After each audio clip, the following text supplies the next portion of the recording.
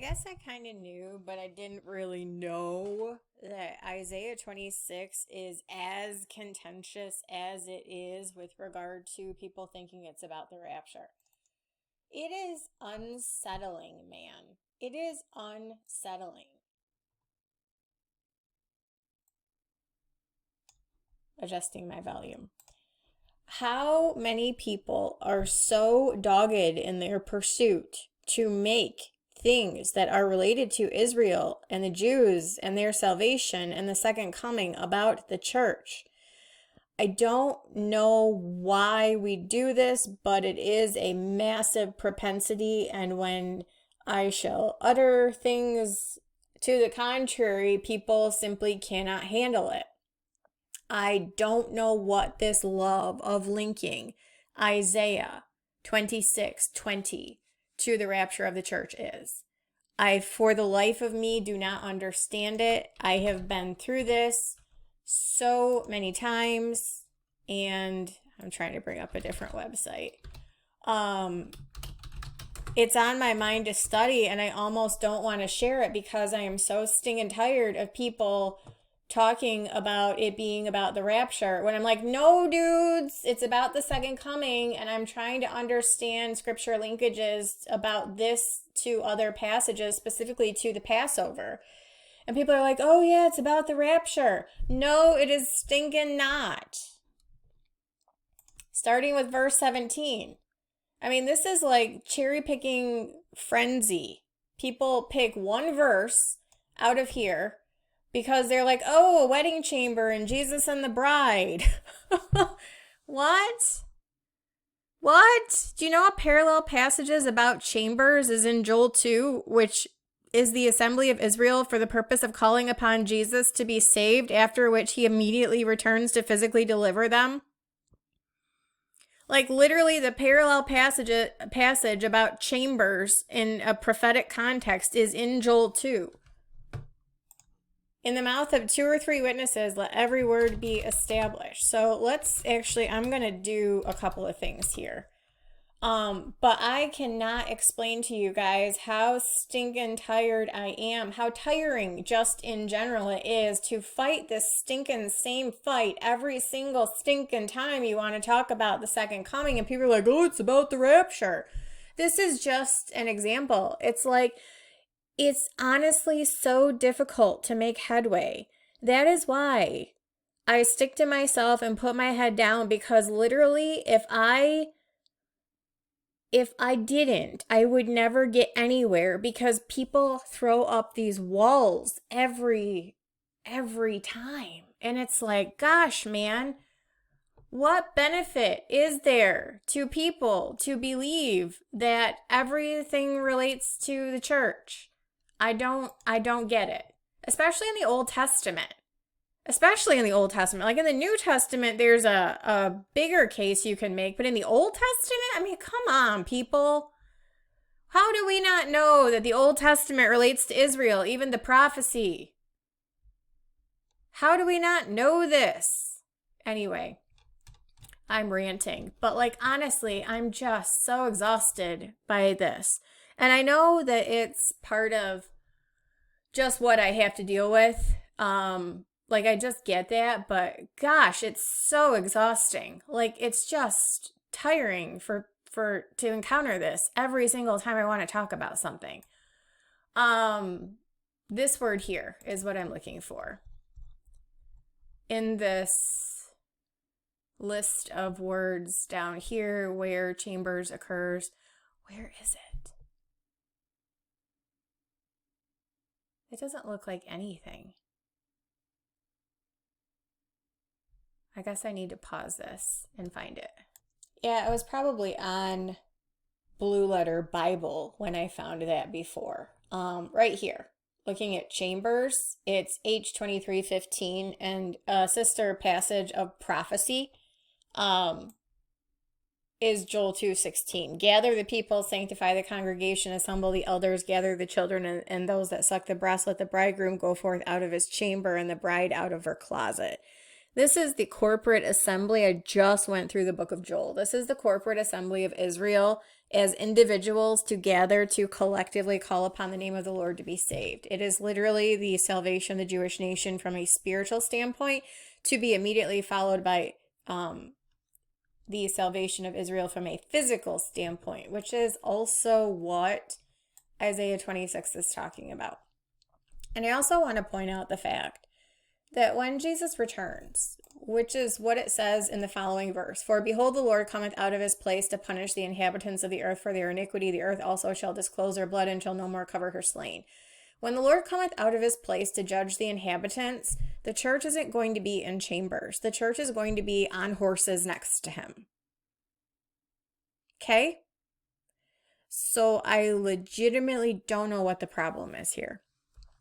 Isaiah was a prophet to Israel. He was of Israel, being a prophet to Israel, forewarning them of things to come upon Israel. Like as a woman with child that draweth near the time of her delivery. Yeah, that's what Paul talks about in 1 Thessalonians 5:3. "For when they shall say peace and safety, sudden destruction cometh upon them as travail upon a woman with child, and they shall not escape." It's a reference to the 70th week. Like, how do we not know this? Because of stinking cherry pickers. Do better, people. Please do better. Like as a woman with child that draweth near the time of her delivery is in pain and crieth out in her pangs. Yes. Even Jesus in Matthew 24 says, when the seals are opened, all these are the beginning of sorrows, travail, birth pangs. So we have been in thy sight, O Lord. We have been with child. We have been in pain. We were as it were brought forth. We have as it were brought forth wind. We have not wrought any deliverance in the earth. No, because the deliverer hadn't come back yet. Neither have the inhabitants of the world fallen. Yeah, because the deliverer hasn't come back yet and made them to fall. Thy dead men shall live, together with my dead body shall they arise. The parallel passage to this is Daniel 12:2, which is talking about the resurrection of the Old Testament saints, of which Isaiah will be one, which is why he said, thy dead men shall live. Yes, the Old Testament saints are ones who belong to God. Together with my dead body, Isaiah's physical dead body is going to rise at the Old Testament saint resurrection. Awake and sing, ye that dwell in the dust, for thy dew is as the dew of the herbs, and the earth shall cast out the dead. Come, my people, Israel. Have we stopped realizing that Israel is God's people?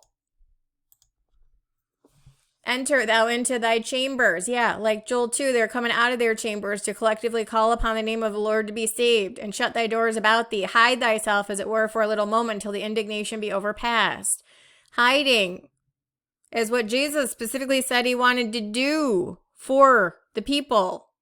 As a hen gathereth her chickens under her wings, and ye would not. It's one of the woes that was pronounced upon the religious leaders in Matthew 23. Post-rejection at the triumphal entry, just before he talked about, it was like 2 verses before he began his Olivet Discourse. And then he went to the cross a few chapters later. He wanted to gather them, hide them, protect them under his wings, but they would not. And he said, behold, your house is left unto you desolate. You shall not see me henceforth until you shall say, blessed is he that cometh in the name of the Lord. And then it goes into the Olivet Discourse in Matthew 24. There are 2 parallel passages that I can pick off the top of my head. One is from Zephaniah 2. And the other is from Psalm 83, which refers to thy hidden ones. Remnant. The hidden ones are the remnant. And then the other is Zephaniah, who is also a prophet to Israel, who told them, gather yourselves together, yea, gather together, O nation not desired. Yeah, exactly what they're doing in Joel 2:16, gathering together and calling upon the name of the Lord. How can we not see that these are all parallel passages, that the major and minor prophets are talking about the same things? Before the decree bring forth, before the day passes chaff. Yeah, when he burns up the chaff with unquenchable fire.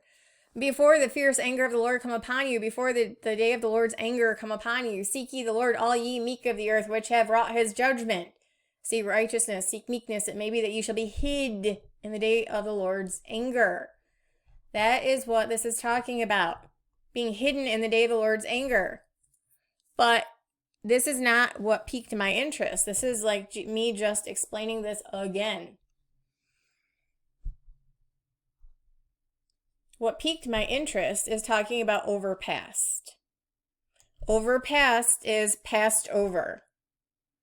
It's another way of saying passed over. That I already know, based on Joel 2, the chapter we were just talking about, that Jesus is returning in the first month. And I have talked about this at great length, how weeks of years begin and end are related to Nisan 10. Passed over is Passover. And I've always talked about the marriage supper of the Lamb coinciding with the Passover.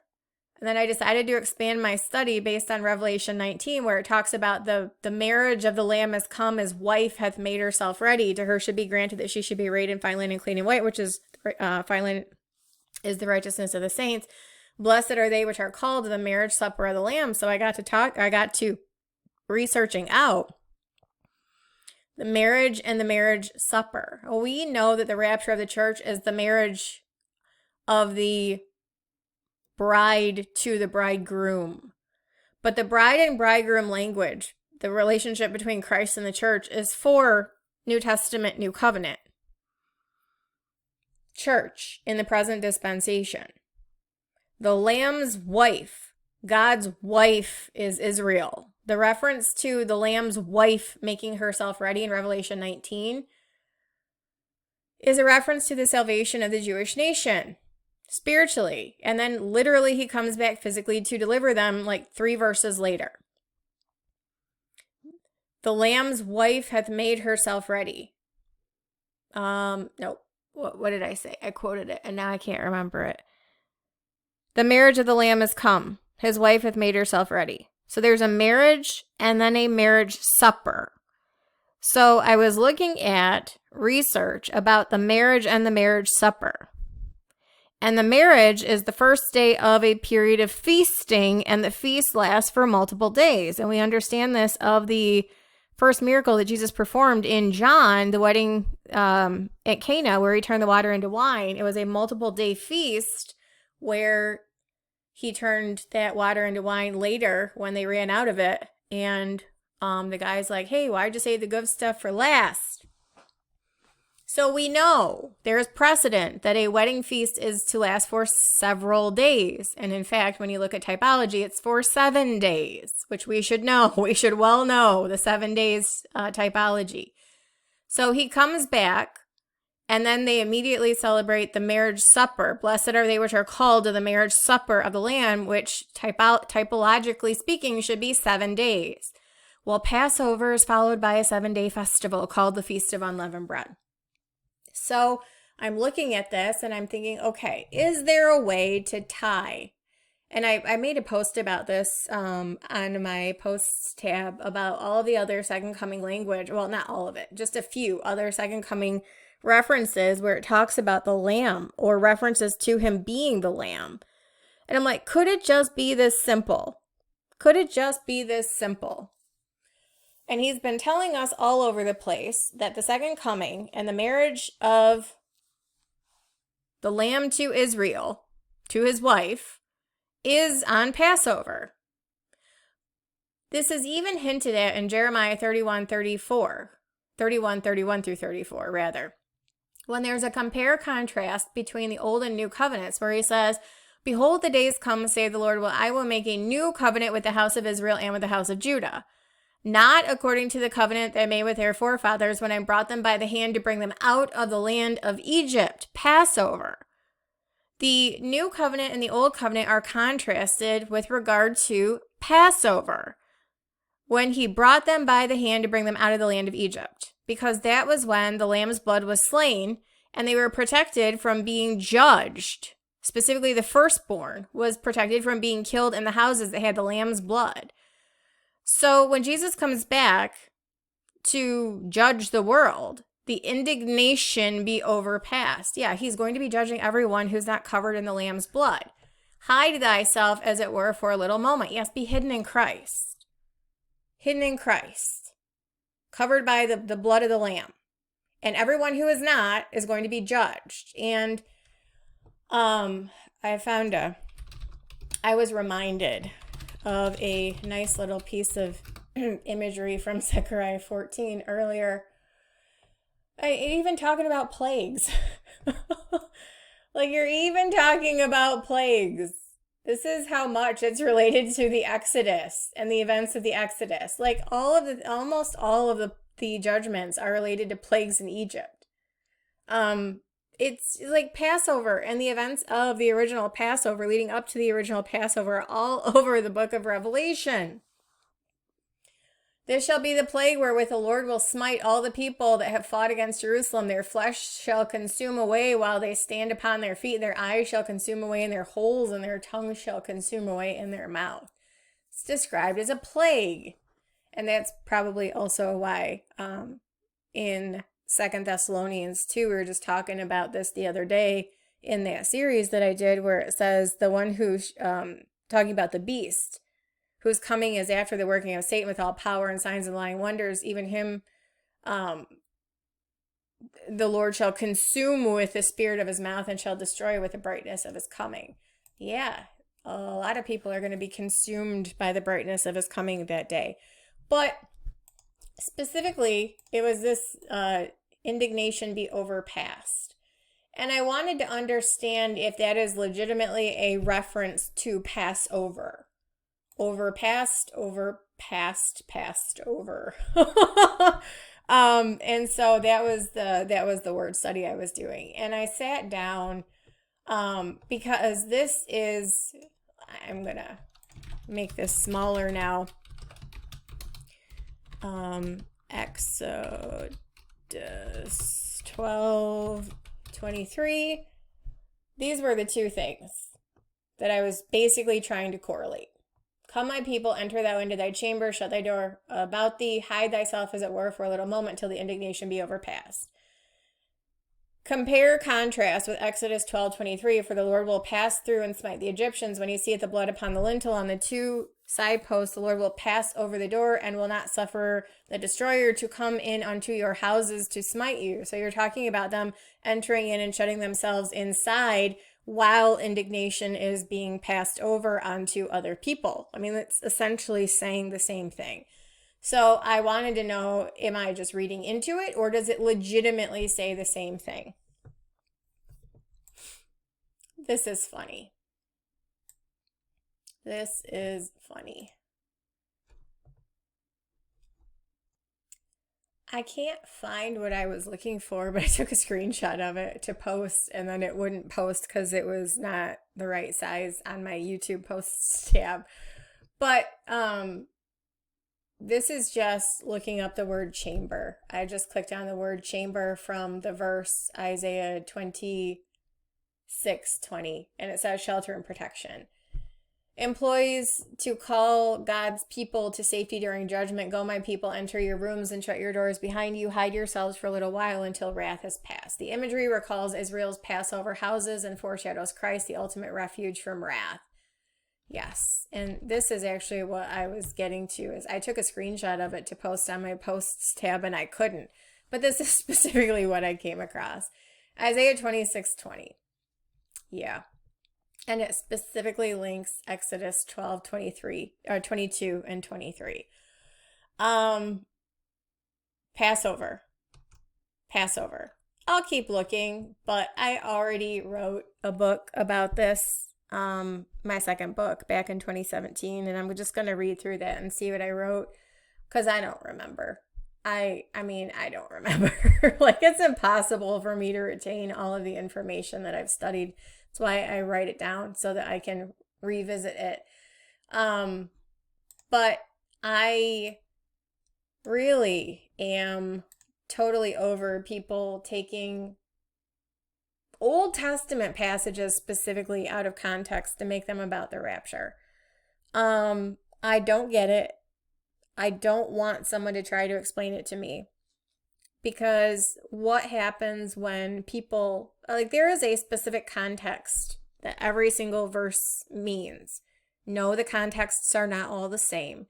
But the context of the meaning of the book or the verse or the chapter is determined by everything surrounding that book. Who they were talking to, when they were doing it, what land area or what people group, or whether it's a book of law or history or poetry or prophecy. I mean, like, I don't understand. I mean, I guess I probably just answered my own question. It's because people don't look that deeply and they just want everything to be about the rapture. But the amount of vehement denial of when it isn't, and you try to tell them that, and they're unwilling to accept it. What benefit is it for people to believe that Isaiah 26:19-20 is about the rapture? Because you think it validates the pre-trib rapture? Like there are other passages in the Bible that don't do that. You need to hang your hat on those ones specifically. You need to take those out of context in order to substantiate the rapture. If you need to take verses out of context to substantiate the rapture, then you shouldn't be believing in the rapture. Now, you should be believing in the rapture because it is plenty substantiatable, just not by and not by taking things out of context either. I lack understanding for that. I am simply going to be grateful that I do understand, and I'm going to continue trying to help other people understand. But holy my goodness, Batman. This is a persistent roadblock, and it will continue to be a persistent roadblock. And there are only so many times I can address this before it's like, want to scream. It's fine. Passover. That's what we're looking at. I am confident that, I thought Second Coming on Nisan 10. It's 4 days different. Honestly, it doesn't really matter. I don't know what I presumed would happen in those 4 days, but it was just the selection of the Lamb, the end of weeks of years, all of that stuff. But he doesn't need to be selected through a process again like he was the first time, because that's over and done with, and he already became the Lamb slain for the foundation of the world. So now it's either do you accept or reject me? There's a deadline. It's going to be Passover. And Passover is when atonement. Like, I understand that there's also a thing where people think that atonement is rendered on the Day of Atonement. It's not. Passover is the day for God's wrath to be dealt. It was that way in Exodus. Actually, it started that way in Genesis 3. The first Passover occurred on the 14th day of the first month. I have this charted out. Like, literally in Genesis 3, the lamb was slain on Passover. Adam and Eve were like 8 days old when they sinned and got kicked out of the garden. Happened very quickly, which it would have to be for other reasons. But anyway, they got their 7 days in the wedding chamber, and on the 8th day they got kicked out. And that was the Passover day. So like I said, I have this charted out. So from Genesis 3 all the way to the end, you're talking about the lamb and the importance of Passover built into everything. That is the day where substitutionary atonement was made. And for all those who are not under the substitutionary atonement of Christ, starting in Exodus 12:13, when the first Passover, it wasn't the first Passover, Genesis 3 was, but the next Passover that we're told about occurred. That's what it was. It's people who weren't covered by the blood of the lamb. The firstborn was slain in the house. And then fast forward to the firstborn being slain for the sins of the world. And Zechariah 12 talks about how Israel is going to be mourning for the first, mourning like they would for a firstborn when they realize that they're the ones that put him to death. Like, they are the ones who demanded his crucifixion and put him to death. And, it's all Passover. It's all related to Passover. And I think that, like I said, I have taught and I've written for a long, long time that the marriage supper of the Lamb is going to coincide with the Passover. But that was not realizing, because that was the typology of the Last Supper, was that it was a preview of the marriage supper of the Lamb. But the marriage supper is actually a multiple day thing. So when I realized that and I started studying it out, it's like, okay, no, the marriage is going to be on Passover and immediately followed by the multi-day wedding feast. It's 7 days in the typology, which is what the Feast of Unleavened Bread is, which follows immediately on the heels of Passover. There's actually 8 days in a row of unleavened bread. Passover is the first, and then the 7 days of the Feast of Unleavened Bread. And there are 3 feasts that will be celebrated in Kingdom: Passover, Unleavened Bread, and Tabernacles. Israel will celebrate all of them, and everyone will be required to come to Jerusalem annually to worship the King and to keep the Feast of Tabernacles. But Israel specifically, Passover and Unleavened Bread also. Why? Marriage of the Lamb. His wife hath made herself ready. Blessed are they which are called to the marriage supper of the Lamb. So it seems as though they are going to be keeping that in perpetuity for the whole of the millennial kingdom, in celebration of the Lamb's wife and